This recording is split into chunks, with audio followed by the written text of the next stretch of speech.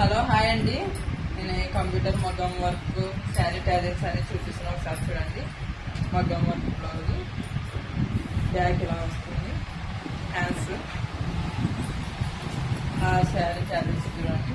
వర్క్లు చూపిస్తాం.